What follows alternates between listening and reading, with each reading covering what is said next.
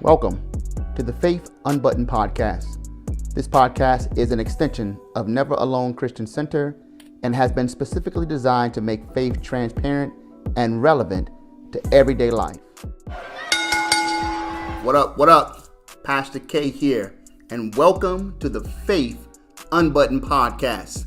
Once again, this is an extension of Never Alone Christian Center, a new virtual ministry my wife and I are launching, and our first virtual service is going to be June the 6th.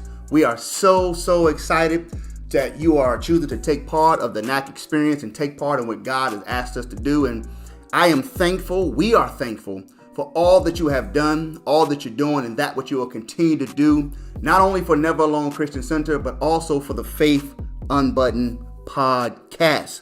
Once again, if you want to support the vision, support the mission, visit the website right here at the bottom, neveralonecc.org. Click on the tab Give. There you'll see the CashApp, the PayPal, and the Tively app. These are the ways that you can give, all at NAC Media for the CashApp and the PayPal. Thank you for your financial support. And most of all, thank you for your support with your likes, comments, subscribes, shares. That means the world to me as the pastor, as well as to my wife and the NAC family and all of our NAC partners. Okay, enough of the business. What's up? It's Friday, and I'm excited. Listen, let me tell you why I'm excited. One, because the weekend is upon us. Two, the podcast has been rocking. You guys have been viewing and streaming, listening, all of that. And listen, we are helping people do what it is God has asked them to do. And you will find and you will learn that I love helping families. So, with that said, for the last, episode 7 of the podcast, episode 7. This has been what I like to call the lazy series, if you will. First, we started with the men, the husbands. I love him, but he's lazy. We addressed that for a couple of weeks. Then we went on to the women. I love her, but she's lazy. Brought my wife on, and I know you guys are ready for Miss Wiley to come back on, and I am too. Don't worry, I'm going to bring it back on, and we're going to continue to rock forward. But thank you for loving on her, okay? Thank you for designing for her to be here. That makes me excited because she's excited. When she's excited, I'm excited. Then we're excited. Let's go. All right, so now we're talking about the children. We're talking about I love them, but my kids are lazy. I love them, but my kids are lazy. Now, if you missed last week, it's cool. Go to the website, neveralonecc.org, right here at the bottom, or go to the Anchor app, anchor.fm, Spotify, or anywhere you stream your podcast. Okay, just search the Faith Unbuttoned podcast. We also stream it on YouTube. We stream it on Facebook as well. Okay, so pick up last week. We left off with 4 things in our discussion, okay? Don't forget, you can drop your comments, your DMs, and your messages at any time. If I don't catch them while we're streaming, I'll get back to them and I'll answer them. And remember, if you ever have questions, concerns, you can always drop a personal DM or a message. My wife and I will review it and we'll hit you back. Everything is anonymous, okay? All right, so we left off with 4 items last week because we said we love our children, but they just lazy. Listen, okay, so we set up the atmosphere. We set up the structure because I always start with my family, okay? My wife and I, we have 2 children, Kalia, Kenton II, 12, 10, girl, boy. We get it, okay? We are millennials. That's who we are, okay? My wife and I, okay? So we're raising children, okay? So we understand that there's a process when it comes to raising our children and the process and helping them get out of the lazy. And we know that COVID has put a lot of pressure on our kids. And it has contributed to a lot of them becoming lazy. But we looked at 4 critical areas last week. We looked at the first area, or we brought up 4 areas. And the first thing we talked about last week was attitude. Now, I'm not going to go over that again. You got to catch the podcast from last week, okay? IGTV, YouTube, Facebook, and whatnot. Attitude is where we covered attitude last week. All right, so this week, we want to talk about the atmosphere, okay? We have to correct the attitude of our children when it comes to being lazy. And now the second thing I want to talk about in our discussion this week is the atmosphere. Now, I said earlier, And look, I'm excited. Let me tell you why I'm excited. Because I know that God is trying to help us. And I know this is a podcast and it's chill, it's relaxed, it's Friday, you got your feet up. We rock it with our new time at 9 p. So hopefully we grab more traction because the analytics are saying that this is a better time. All right. So we're going to rock with that because people have gotten their children to bed. They kind of chill or whatnot. Sidebar. All right. So atmosphere. And I said, I lost my spot. That's what I was saying. Okay. I said, listen, don't feel bad if your children or child is lazy or are lazy or showing signs of becoming lazy. Listen, you have not failed. You haven't failed, okay? We just need to do better, okay? My job as the pastor, as a helper to you, is not to bash you over the head in areas that we struggle in. My job is to help you get better in those areas, okay? So that's what I want to do. So we looked at the attitude. Tonight we're going to talk about atmosphere. And then hopefully we'll get to the third thing, which is ability. Okay, so let's talk about this. All right. So when we talk about the atmosphere in the home, the atmosphere with our children, come on, parents. Be straight with me. What kind of atmosphere is in your crib? Okay, now I just showed my age. I said crib. What kind of atmosphere are you rocking with at the house? What is it? An atmosphere of joy, of peace, of love, or arguing, or fussing?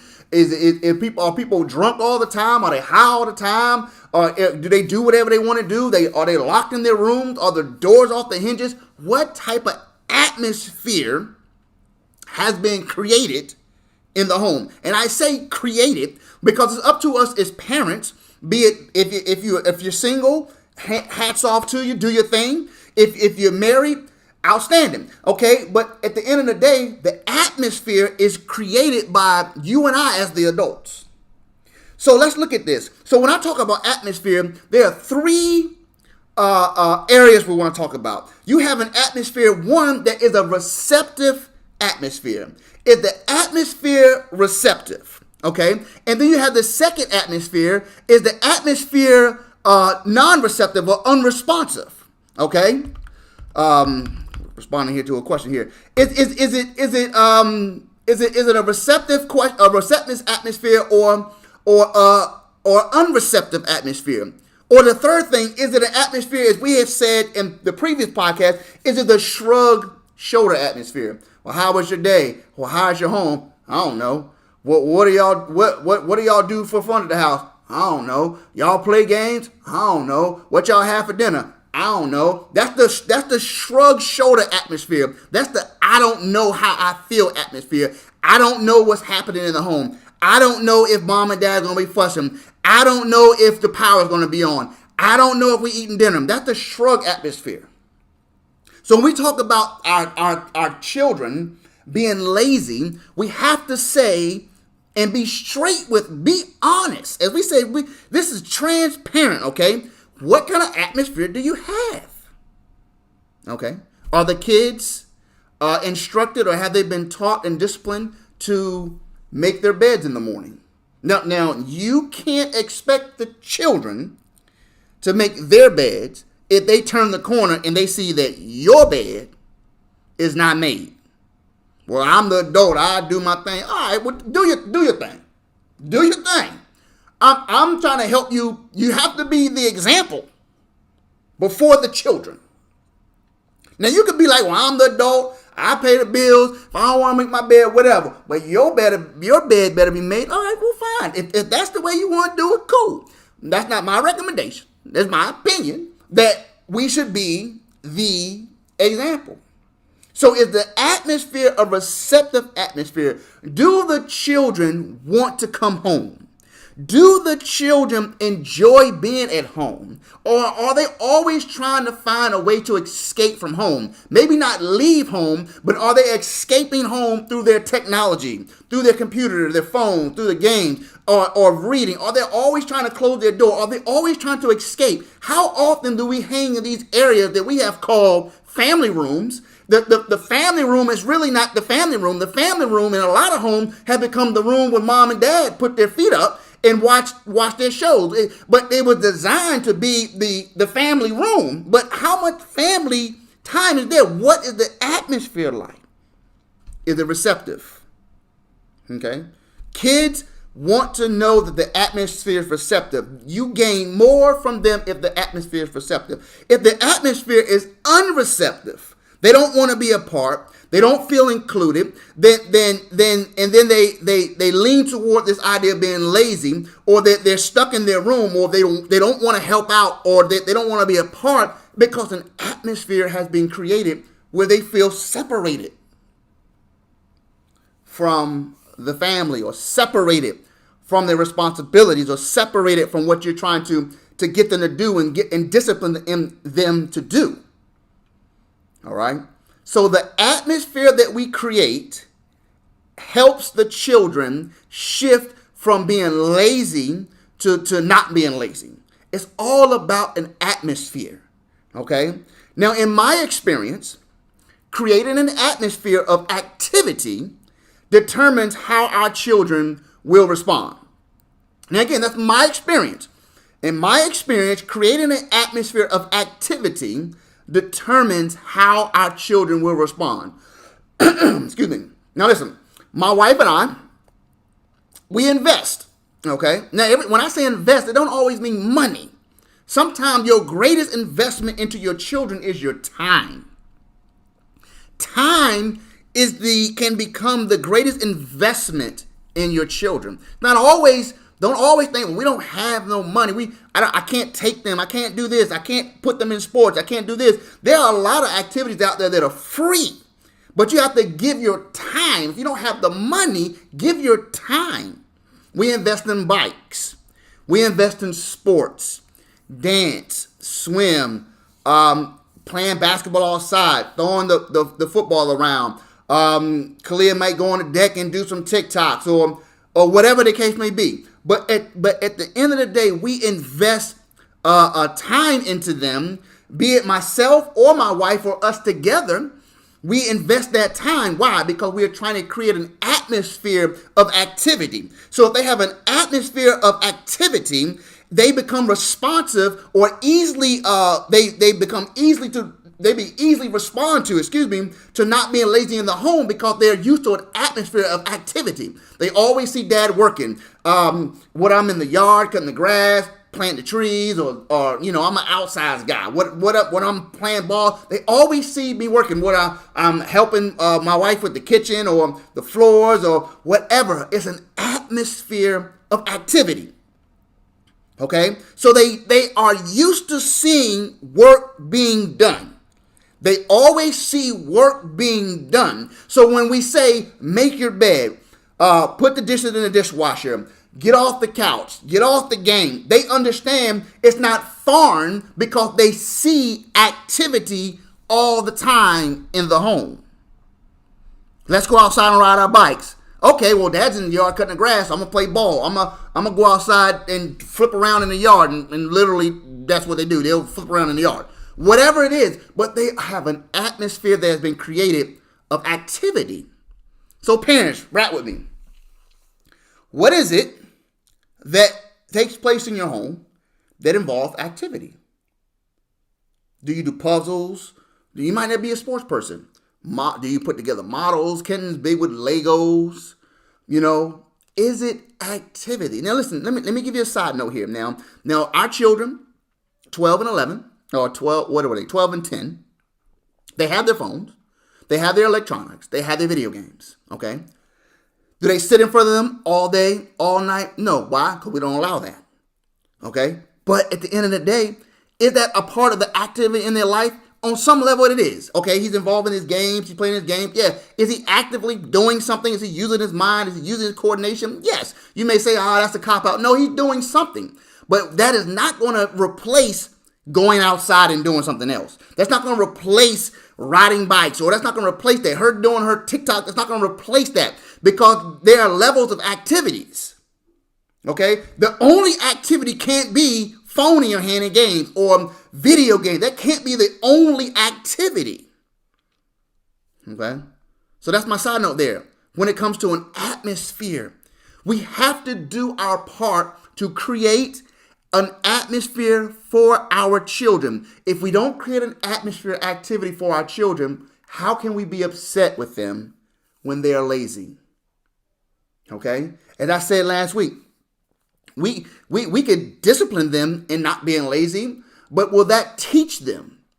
I'm all about teaching the kids to take something, teaching the children, teaching the next generation, teaching this generation about how to take something that they've learned and apply it to the next stage in their life. So let's look at that. You can discipline them and make them do something you want them to do. Let's say that. As a parent, clean your room. You can make them do that because you're the parent. Do the dishes. You can make them do that because you're the parent. You can make them do stuff because you are the parent. It doesn't always necessarily have to be by physical discipline. It can be by word of mouth. But you are the parent, so you can instruct them to do things. But is that an activity, or is that behavior that we're teaching them something they can carry over to the next stage in their life, say college, say military, say the workforce? Will they take that to the next stage because they've been, for lack of a term, beat into submission? Will they take that to the next level? Versus if you teach them the importance of not being lazy, will they take that to the next level? Now, I'm of the school of thought that if you teach children why, then I think they take that reasoning to the next level in life. Now, old school thinking, or a lot of people think that, well, they don't need to know why. I'm mom, I'm dad, that's the why. Okay, fine. If that's the method that you want to do you. Okay, I'm not saying it's right. I'm not saying it's wrong. But in my opinion, and in my experience, when you give children the reason why, because the children today are very intelligent. I don't just speak of my children. I run into many, many children, and many of you all have children, and you and I both know they are very intelligent and articulate, and we can explain stuff to them, and they get it.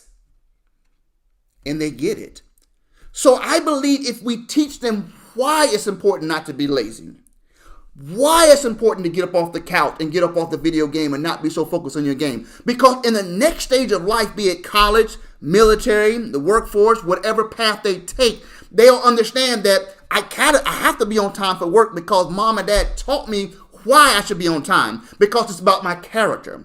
It's about my integrity and my commitment, as I've been taught. Character, commitment, and integrity. All of these things flow into teaching them why you can't sit on your game and your phone all day long. Why it's important to get up off the couch. Why it's important to have activity. Why it's important to do stuff with life. Why it's important to be exposed. Why? Because you're trying to expand the mind of your children, expand their intellect, expand their discipline, expand their thinking on why it's important not to be lazy. When you look at disciplined people, disciplined athletes, disciplined people in the workforce, disciplined people with money, whatever profession, whatever path, academics, when you look at disciplined people, whatever they are disciplined at, you recognize very important characteristic traits in their life. And when you talk to them, they'll tell you that they are this way because someone taught them the proper way to do things. Whether they were taught by a person, they were taught by a book, or they were taught by example, something in their path disciplined them to make them realize, I have to be this way to get to the next step. I have to be this way to get to the next level. I have to be this way to get the championship. I have to be this way to get the master's degree or the PhD degree. I have to be this way. I have to discipline myself. I was listening to Mike Tyson, who was a very well-known boxer, for those who may not be familiar with him. And he said, the thing that I hate the most is discipline, but I have to do it the most because if I don't, I won't be disciplined. Okay? So in other words, he's saying is, I don't like to discipline myself, but if I don't discipline myself, I will not be disciplined in my profession. When he was at that stage in a heavyweight champion of the world. Okay? So it's important that we create an atmosphere. All right? So we have the attitude, we have the atmosphere. I hope we're getting this tonight. Now, you may say, well, I don't have any children yet. Well, you in the perfect position. It's so much information out here to include this podcast. I believe it's valuable information to help you when you get to that point with your children. Now, let's look at this. All right, let's look at this. All right, so we got attitude. We had atmosphere. What's next? Ability. Ability. Okay? Once we create the attitude in the home, once we create the atmosphere, so now we have good attitude, we have a good atmosphere. Now we have to look at the ability of our children. Okay? We say we love our children, but they're lazy, or they can be lazy, or they look like they're heading down a path of being lazy. Okay, so what are their abilities? What does that mean? You have to do an assessment of your children. My wife and I, when we sit down, the kids, they have 1 week left of school, okay?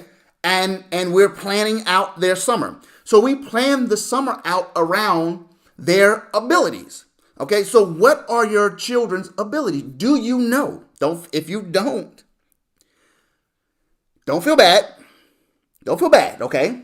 Maybe you're in the working class and you're trying to get to that next step and you're climbing that mountain, or maybe you're an entrepreneur and you're just so busy and you're so tied into what you're trying to do with life, and you just got to face the facts. You haven't invested the time in your children and know what they're into. Okay? Now, don't feel bad. Don't go quit your job and shut down your business. Don't do all that. But I want to tell you the truth. Okay? Investment in your children is more than money. It's time. Time is an investment. It's just like with NAC, with our ministry. Yes, financial blessings are phenomenal. Yes, we need that to grow from a virtual ministry to a brick and mortar. Yes. Will I preach that? Yes. Will I teach that? Yes. But you know what's important? What is more important and just as valuable? Your investment of time into the faith. Not to me, but in your faith walk with Christ. I'm going to invest my time into the Word of God to make sure that you get it. You have to invest your time in the faith. Sidebar. Okay? I just want to drop that to you real quick. Ability. What is the ability of your children? Maybe they're not going to be a world star athlete. Stop spending thousands and thousands of dollars on AAU basketball and baseball and football and et cetera, et cetera. If that's not their heart's desire. Don't, as we say, don't try to live your life through your children. Okay? Okay, what is their ability? Maybe they're not into sports, but maybe they're into technology. There are coding classes out here. There are classes on how to build websites, web development. Maybe that may be their thing. And that's okay. But you have to know their ability. You got their attitude right. You got the right atmosphere. Now, what is their ability? What can I get them involved in? How can I make them active? I don't want them laying on the couch. I don't want them to become workers around the house where they're always doing the grass and doing the dishes and doing that. What other activities can I do for them or provide for them? What other opportunities can I open up for them? There has to be something. But before you can begin to research or look out and look into, you have to know their abilities. When was the last time you sat down with your children and talked? Before my wife and I bought a house, before we lost our last house, we had a talk with them. Look, Mom and Dad, we're going to have to live with Gammy and Pappy for a little while because we're trying to buy a house. Okay, we didn't give them all the nitty and gritty. At that time, I think they might have been 7 and 9. But we told them, look, we're packing your room up. We're packing your room up. We're moving to Gammy's house, okay, and Pappy's house. Okay, those are the grandparents.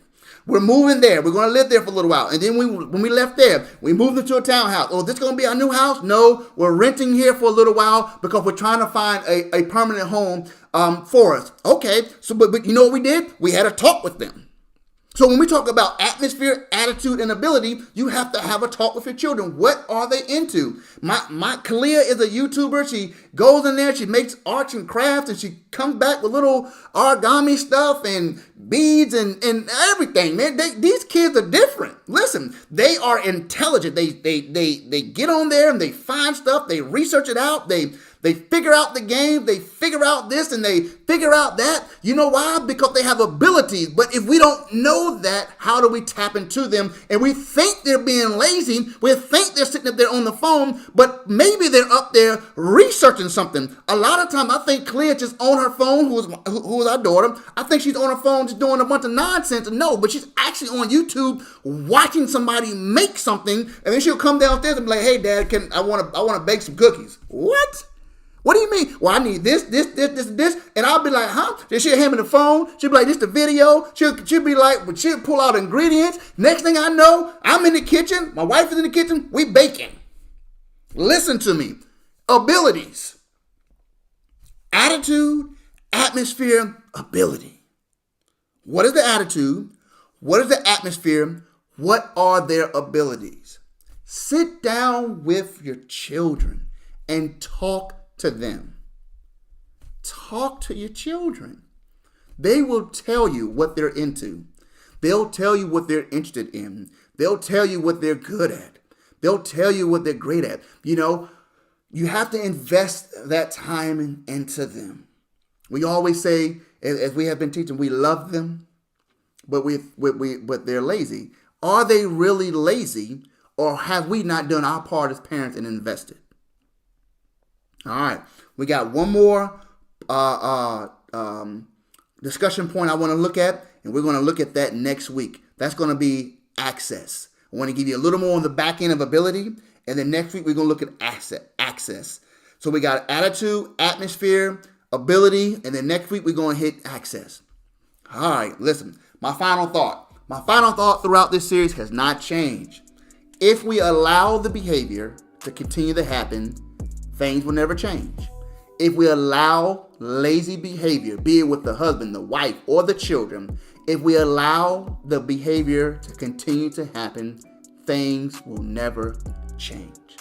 Listen, I love you. My wife and I, we love you. Thank you for streaming the Faith Unbuttoned podcast. I want you guys to continue to enjoy your Friday, and I want you to be have even more fun, over the weekend. Be safe. Be smart. Let's go.